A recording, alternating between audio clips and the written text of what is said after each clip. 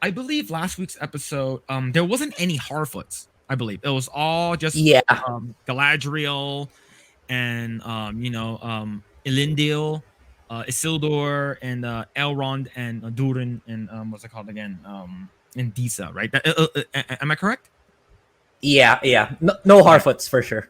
Okay, yeah, and I believe the Harfoots are supposed to be coming in this episode that just aired recently. But Hmm. okay. First and foremost, I fell asleep the first time watching. I had to watch it twice. I was I was really really trying to stay awake. I'm like, and I remember exactly where I fell asleep the first time watching it. So I'm not sure exactly where the episode starts, but I remember it starts off with um what's it called in Galadriel. From what I can remember, Galadriel is trying to talk to Muriel, right? And Yeah, okay. If you want the exact start, it starts off with Queen Muriel mhm. blessing the children. It's kind of like a Oh yeah. baptism of sorts. Yeah, yeah. Oh yeah. Okay. Yeah. She's like blessing. She had a nightmare, right? She had a Yes, nightmare, yes. and the what's it called again? The destruction of what's it called again? The Numenorians, which is what actually comes to term, I believe, because she's having these visions because she's touching the crystal ball thing. I forgot. Palentil. So Palantir, yeah. yeah, Palantir. Palantir. Yeah. So and then what's it called? And she wakes up. She goes, right. She gets a nightmare, and then what happened? And, and I'm okay. That's one big thing that I remember. Okay, the destruction of Numenor, and then Galadriel talks to her. She was like, "I want to talk to the manager again." He's like, "I am the manager." He's like, "You're not the manager. I want to talk to your manager. I want to talk to your boss." And then basically, um, during my second my second watch, but it's sort of like it sort of showed a symbolic kind of thing, like a symbolism, like where she's talking is like, okay, Sauron's back, we need to send some people to the south, and the islands and stuff like that, the southlands, and because the orcs and Sauron and bad stuff's gonna happen. And then she was like, no, no, like your audience with me is over, and just stop that, right? Yeah. And it's just it continued. It continued, and then she sort of like walks she walks down from the steps, and you can tell like the way that Galadriel is treating her is like, I'm better than you, like, because Hmm. she's above her, right? She's like looking down on her. And then he's like, "Oh yeah, like you're not the true ruler. Your father is the true ruler. I want to talk to him because like you're not the ruler. You're and in terms like, I'm not going to listen to anything you say." And then he Yeah. immediately throws her ass in jail. The funniest part about that scene is what she said last. There's a tempest inside me, which is kind of stupid and ridiculous. For Mhm. it was being what do you call this? It was being criticized so hard because they were trying to angle it to be poetically creative, but it comes out so, I don't know, it comes out being again a Karen, because Mhm. it's like there's a tempest inside me, so it's like it's, I don't know, it sets off being corny, Mhm. for in my opinion, corny and a bit exaggerated. Mhm. Then yeah, when the moment she mentioned her father, that's when she ends up being locked up. Mhm. Then I also there was also a scene prior to Galadriel talking to Muriel. It Is it was about Oh yeah, go ahead. it was about the peasants, the one that tried to gang up on Halbrand the episode prior. So Okay. he was like making, yeah, there we go. Yeah, yeah. He was making a ruckus in town about like the elves are taking our jobs. The elves are They taking our took their jobs. jobs. It was just Galadriel, dude. Chill. Then for some reason they created this problem that isn't really there. Mhm. It was supposedly the chancellor's comes in like, oh, I won't let that happen. It's gonna be fine. Numenor is for men, not for elves. Then for some reason he he's able to arrange people carrying wine all of a sudden to serve the entire people. Yeah, it feels like it's kind of all over the place. It feels like it's kind of a filler scene. Yeah. I don't know. It felt so unnecessary because there's really a job problem because the elves are apparently taking over Numenor, which is really not the case. You have like one elf. Yeah, exactly. She's a total Karen there. Yeah, it's just. Yeah, it's what's it called again? Yeah, like this scene. I think all it basically highlights is like him trying to like calm down the masses, right? Like calm down. Here's some wine. Relax, and yeah, it's just like they came and they took your germs. It's just sort of like South Park. But it's just yeah. I thought the scene was sort of like like you said, filler.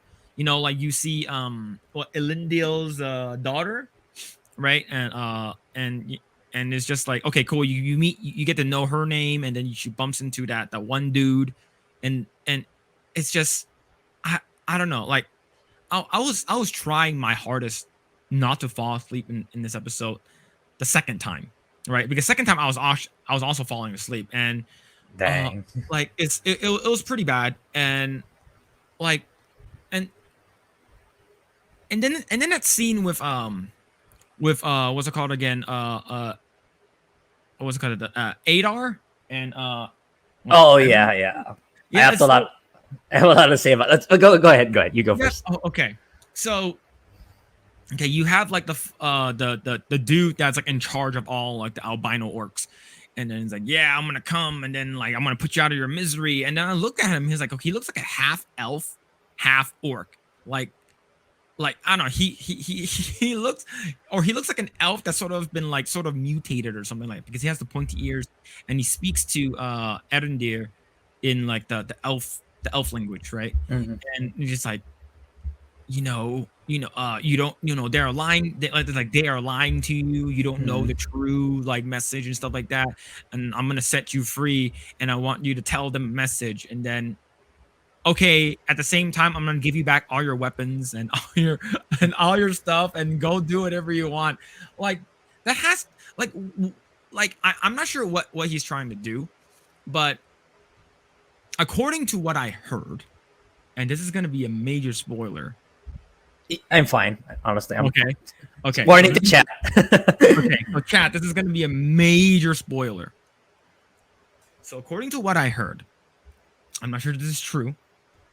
Rumor has it is that the white orcs, as you can tell in this episode that we just watched, remember when Theo goes back and it's like, oh, we don't have enough food. Oh, I'm gonna get some rice, and then he goes, and then like he grabs the bag of rice, and then he gets ambushed by a single orc, and then he brings out the hilt, and then he's like, and then he powers up, right, and then he's like, give it to me, give that here. So according to what that is, that hilt is a key. Oh, that was actually revealed in the next episode. Right. So it is. Okay, it's revealed in the episode, but yeah. So that is a key to a mountain. Yeah. Mount Doom, and really? What? Okay, that wasn't revealed. I guess it's supposed to open up a door in Mount Doom, like in the mountain. Okay. So Sauron can make his ring there. I'm not sure if that's true. Oh god. Okay. That makes it all the more. I can tell you about it in what happens in the next episode. Mm-hmm. It'll make your theory all the more stranger, and for me, terrible writing. Okay. You want me to tell you? I'm going to watch it probably like tomorrow or like after our stream. But go ahead. Yeah, so you're correct. So in the next episode, Theo finally shows it to Arendir. He shows it like, there's something I need to show you. He shows him the hilt of the sword. There's like Arendir shows it to Bronwyn. I'm not sure which came first, but wait, no, sorry. So Arendir says, I know this hilt. Like it's a key that because they're already in the watchtower by then, right? They return to the watchtower. Yeah, yeah. He just removes a couple of bushes, and there's a statue with the same symbol.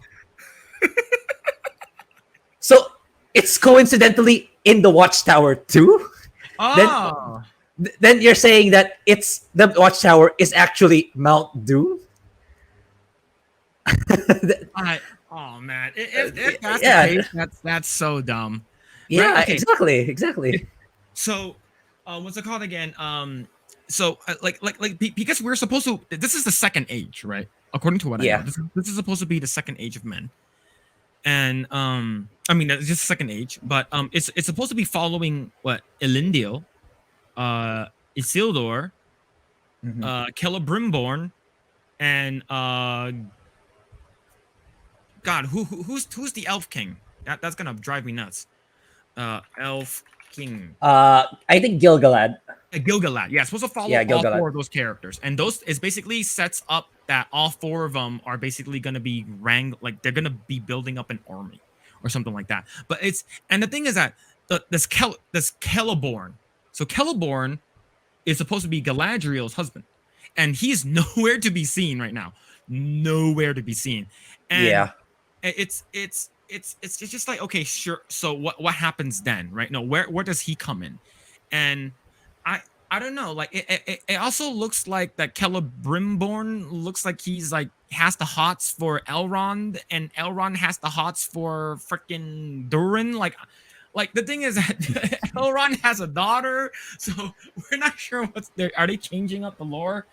But yeah, it's but going back to the whole scene with what's it called again with Erendir, and he's talking to Adar, and he's like, "Oh, I'm gonna let you go." Like it's like what that why? Like you said yeah, you say you had some words for it. What are your thoughts about that? yeah. It's like I had my expectations for this Adar character was really high because for one, you named episode 3 after him, but all you did in that episode was like Adar, Adar, it's Adar, Adar. But then in this next episode, okay, so now show me who Adar is. And the first thing you show me is like he's like crying for a dying orc, and then Mercy kills him. Then all he does is tell Arondir like, "Oh yeah, I used to be an elf. I know where you used to live. Now, yeah, they've been lying to you. Now go to the watchtower and tell them how much of a badass I am." That's all I got. That's all I got from that. That's like you named an episode after this character, and that's how you introduce him to the series. Like, I don't know. It's like, yeah, it's like you hype this character up so much, but you could have at least started off with a banger. Like, why is this character so dangerous? Why is this character so fearsome? But no, it really did not stick the landing for me. So, which is why that's why I said like I had a lot of bad stuff to say about this character. But maybe maybe in the last 3 episodes he'll do something that'll make itself worthwhile. But even in the next episode, he doesn't really do much. He doesn't really Like do a lot of stuff. the crazy thing is that we are more than halfway through the first season already, and it's supposed to be what $500 million per season, and I still despise Galadriel. Like, and it's like you took 4 hours of my life already, and I'm still bored. And like and you can only make something look so pretty enough, but like the characters are not interesting. However, the only scene that I found episode 4 to be interesting was the final exchange between Elrond and Durin after he goes inside and he's like, oh, where is what's it called again? Where's Durin? And Disa is like lying to him and stuff like that. Mm-hmm. He finds out that like they're like digging for a mithril, and it's just like we all know what's it called again, that what the fissures were, right? Like we know that I remember rewatching Lord of the Rings, The Fellowship of the Ring. I remember this what's it called again,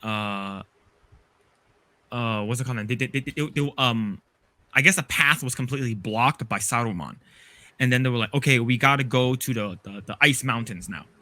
And then what's it called again? Saruman and him were like sort of battling in the mountains, sort of like us, like sort of like singing, and then like the mountains came down, and then you hear Gimli's like, we must go to the mountains of Moria, right? So then Yeah, they're yeah. like they're Sure. like they're like, all right, we'll let Frodo decide, and he's like, we'll go to the mines, and then you hear Saruman is like, we all know why you don't want to go into the mines, is because the mines of Khazad-dûm, right? Which is that's where they are right now, right?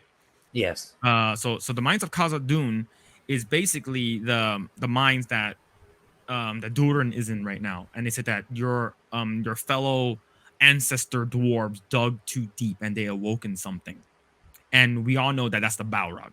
So I'm assuming. So I think all those fissures that you hear currently right now in the show, it's because of they're not supposed to awaken something because it's trying to get the mithril, right?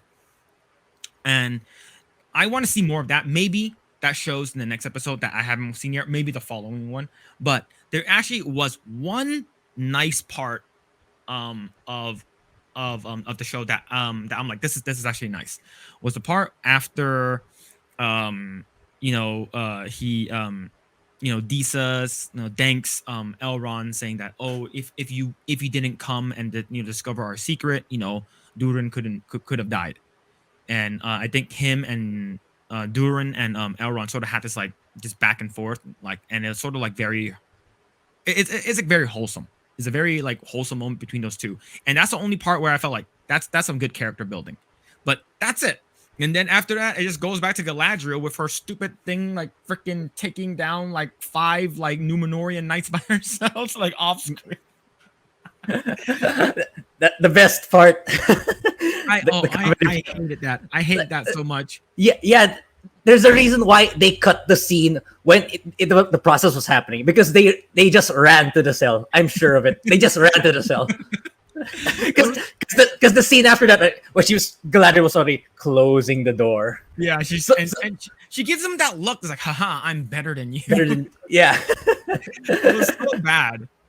Yeah. Yeah. Even going back to the Elrond part where he discovers the mine, I actually didn't realize it. It was easy, as from Heels versus Babyface who pointed it out. The reason how Elrond found out about the passage, somehow he knew, like he was knocking on the earth, right? Then the passage suddenly opened. It was because of the children, Disa and Durin, right? Yeah, they were singing it. That's how he found out, apparently. That's lazy writing. Exactly. And you were singing a song, right? And then and then he tapped on the wall and he sort of recited what the kids were singing. Was it? Was that it? Yes, that's it. That I was like, oh, so that's how he knew. It's like, wow, so okay. Yeah. Oh my god. Same thing with Disa trying to conceal Durin's tracks to Elrond, right? At first, like, she was making all sorts of excuses, like, I'm sending him dinner because of this and that. But apparently it's so secret that the two of them talk right outside the bridge where Elrond can hear it. And of course he has like his elf ears. Like, can hear it. I don't know. It's so weird. Man, but so you have that, and then so I think the whole Palantir thing, and then he's like, she escapes so easily from the cell. She leaves, and then she makes her way. She's like, I have to go see the manager right now, right? She runs up, and then the manager is dying, and it's like, I'm gonna show you, like Palantir, and then the best scene comes is when she actually touches the ball, and then she gets destroyed by the waves. That's actually pretty good. But man, it's it was so weird, and then it's like, okay, we're tomorrow we're gonna send you on the ship.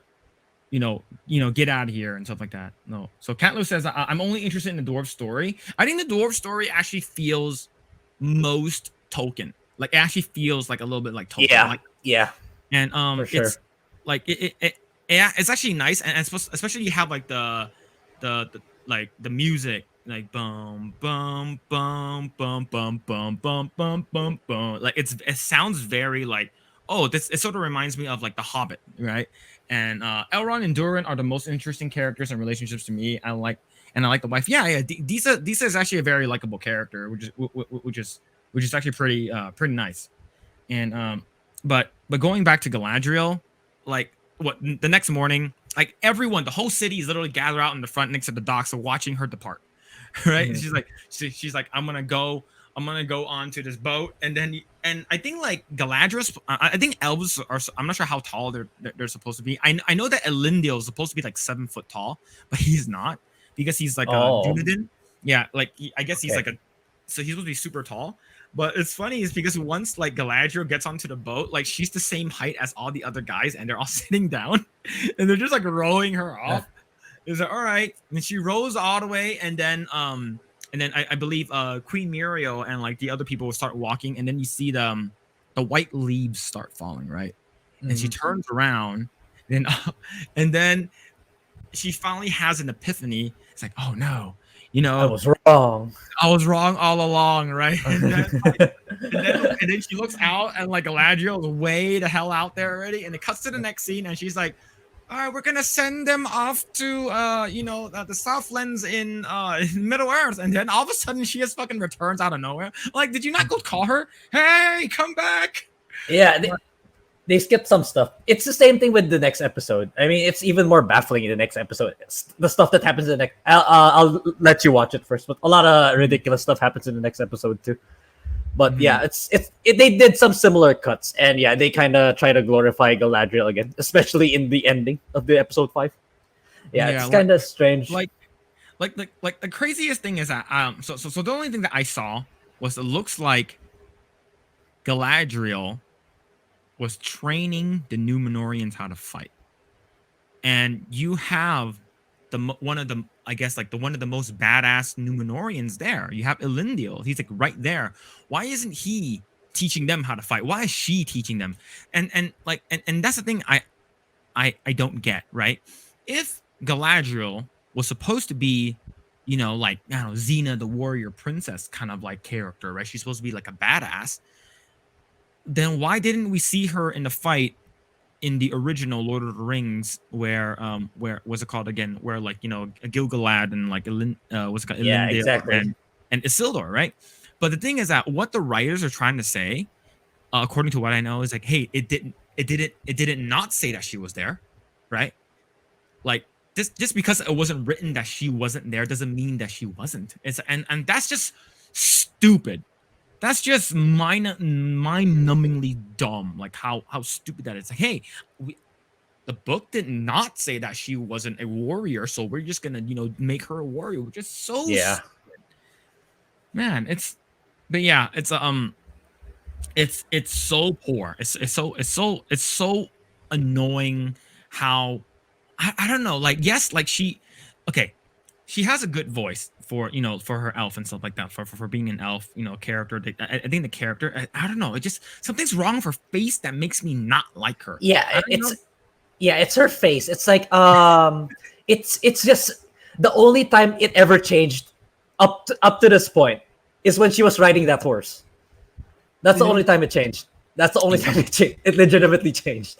Everything it stays the same. It stays the same the entire time. That's why. That's why people do not like her. That's why people cannot relate with her, apart from the writing, of course. But her facial expression that doesn't change adds to it considerably, in my opinion. And the craziest thing is, may like I'm not sure if I mentioned this before, but maybe they wanted us not to like her, and then she turns a new leaf. Maybe because I don't know, she falls in love with Halbrand or something like that, right? She falls in love with Sauron, not Sauron, and and then like he humanizes her, and then sort of like makes her put her guard down, and maybe I don't know, they sleep together or something like that, and then she finds out that, and he sort of humanizes her to make her more likable. But the thing is that we're already coming upon episode 5 was yesterday, Mhm. and we're already more than halfway through the show, and I if it takes me that long, to like your leading character, your main character, that's way too long. Look, how long did it take for us to sort of like quote unquote fall in love with what's it called, Frodo Baggins? Literally the first scene you see him in, like he's Yeah, sort of like being all exactly. late. It's like a wizard is never late, right? And then literally right there, you're like, I like this character, Uh-huh. right? And for her, just like I still don't like you. Like Yes. I don't care what your mission is. Oh, I need to go avenge my brother and save the world from Sauron. I'm like, okay, but I still don't like you. You're it's just I think it's just really, really bad writing.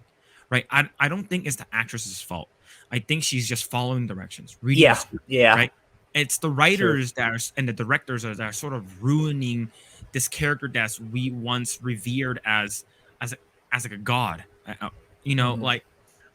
Like whenever we see Galadriel in any of the Peter Jackson movies, we always revere her as someone who is someone to look up to, someone who can espouse wisdom. And looking at her here, it's like, oh, she's not there yet. I'm like, no, she's not, of course. But the thing is, this is just these are two completely different characters. Mhm. It's just Yeah. it, Yeah. it's bad. I don't think the next episode will change your mind, to be honest. It's still there. It's still there. Especially in the finale. Like they showcase her in a different light, but it's still kind of ridiculous. It's still kind of it still didn't stick to Lani. She's still a Mhm, Karen for one, especially mhm. to Halbrand.